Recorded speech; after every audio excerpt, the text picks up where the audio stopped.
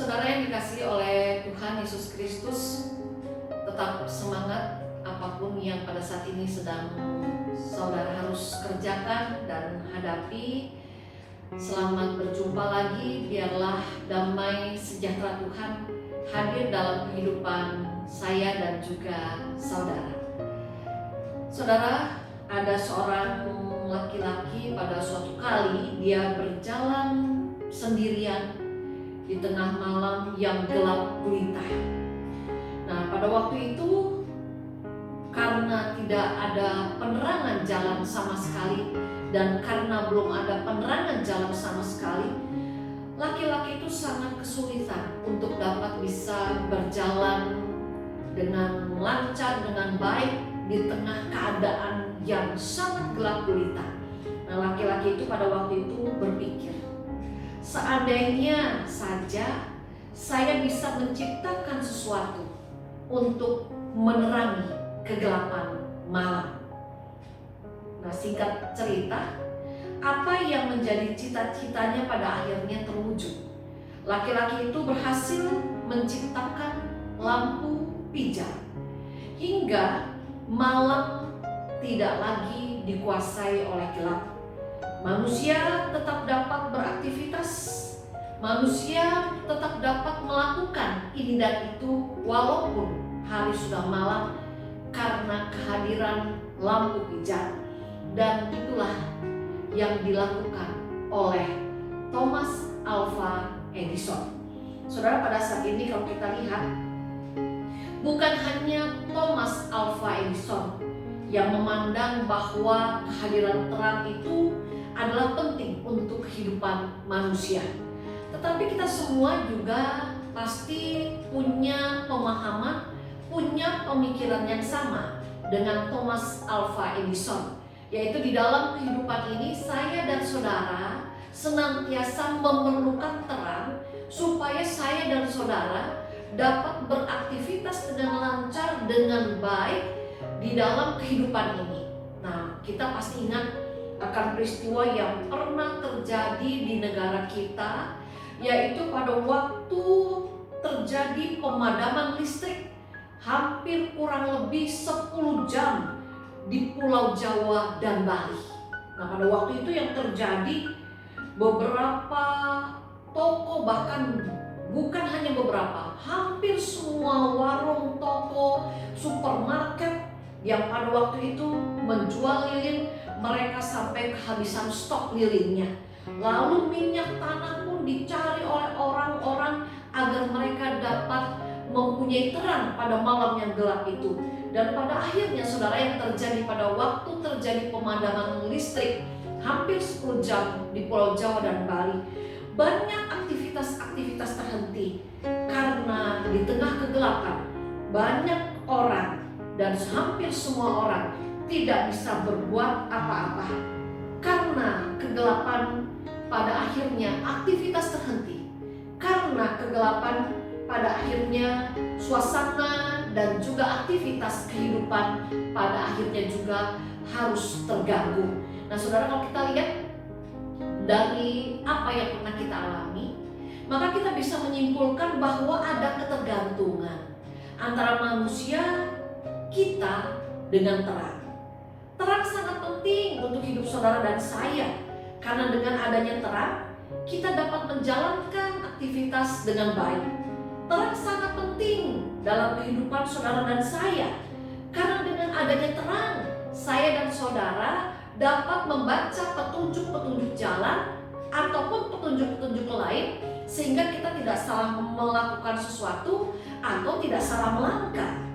Terang sangat diperlukan, penting dalam kehidupan saudara dan saya, karena contohnya terang mercusuar, menolong kapal-kapal untuk tidak menabrak karang dan sampai di dermaga dengan selamat.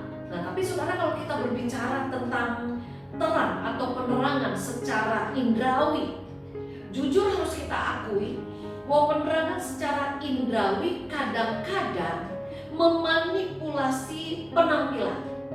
Itulah sebabnya saudara, kalau kita lihat kenapa toko-toko, kenapa supermarket kenapa mal-mal di dalam kehidupan yang ada di sekitar kita, mereka pada waktu itu membuat tata lampu, tata penerangan yang sedemikian, yaitu dengan tujuan agar barang yang mereka dagangkan, agar barang yang mereka jual dapat kelihatan lebih indah, lebih menarik.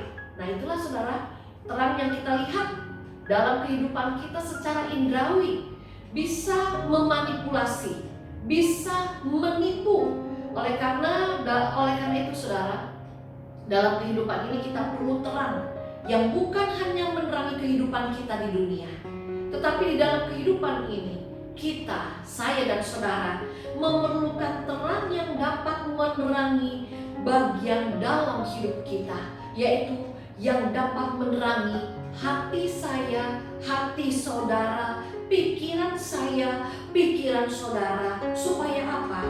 Supaya kita tidak menjadi sesat di hidup ini, supaya kita tidak melulu hidup di dalam kegelapan dosa, dan supaya kita dapat menjalankan tugas kehidupan seperti yang Allah mau. Dan pada saat ini sudah sepatutnya kita bersyukur. Karena apa? Karena saya dan saudara adalah orang-orang yang sudah berjumpa dengan sang terang dunia itu sendiri. Kita sudah berjumpa dengan sumber terang itu sendiri, yaitu Tuhan Yesus. Terang yang telah menerangi hidup kita, yang telah membawa kita keluar dari kegelapan kepada terangnya yang ajaib. Kita sudah berjumpa dengan terang yang tidak diciptakan, melainkan terang yang menciptakan. Kita sudah berjumpa dengan terang yang tidak pernah pudar, tetapi terang yang justru menyalakan sumbu yang mulai pudar. Nah, saudara, pada saat ini di dalam kitab kitab Matius 5 ayatnya yang ke-14 sampai dengan ayat yang ke-16, firman Allah mengatakan, kamu adalah terang dunia, kota yang terletak di atas gunung tidak mungkin tersembunyi. Lagi pula orang tidak menyalakan pelita lalu meletakkannya di bawah gantang, melainkan di atas kaki dia, sehingga menerangi semua orang di dalam rumah itu.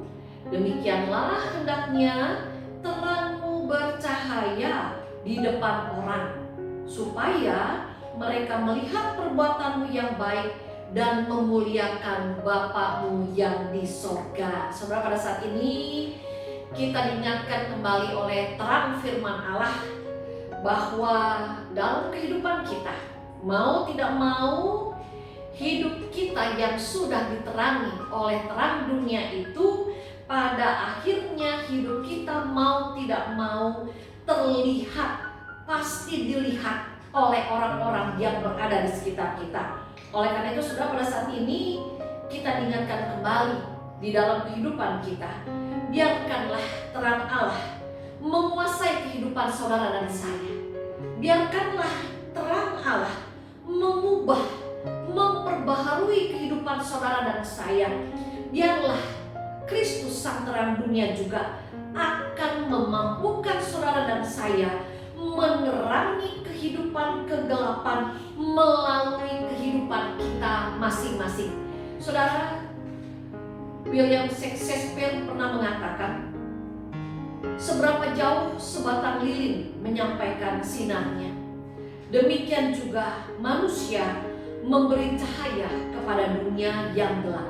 Nah, pada saat ini kebenaran firman Allah menuntun kita, mengingatkan kita di awal tahun 2021 ini bahwa kita dipilih oleh Allah bukan hanya untuk menerima terangnya yang abadi.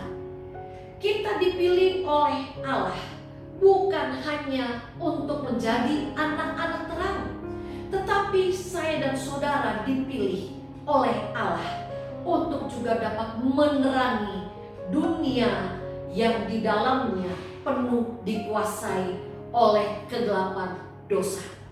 Bagaimana saudara? Supaya terang Kristus senantiasa menguasai kehidupan saudara dan saya. Bagaimana caranya? Supaya kehidupan saudara dan saya senantiasa dapat menjadi terang bagi dunia ini. dalam kehidupan ini, marilah jangan pernah kita menjauhkan diri dengan sang sumber terang, dengan terang itu sendiri. Apapun yang harus kita hadapi di tahun 2021, tetaplah hidup dekat dengan Kristus yang adalah sang terang dunia. Sehingga dengan demikian, saya dan saudara akan terus dimampukan untuk menjadi berkat melalui apapun yang harus kita alami. Tuhan yang memberkati kita semua. Amin. Kita berdoa. Bapa yang ada di surga, terima kasih Engkau sudah mengingatkan kami bahwa kami adalah anak-anak terang, bahwa Engkau adalah terang abadi yang hadir, yang menerangi hati dan pikiran kami. Biarlah kiranya kehadiran-Mu Tuhan senantiasa memimpin langkah kami di tahun yang baru kami masuki ini. Biarlah kiranya di tahun yang baru kami masuki ini, kami pun boleh semakin dimampukan menjadi terang dunia seperti yang Tuhan mau. Tolong kami, mampukan kami ya Kristus, dengarkan juga doa kami. Amin.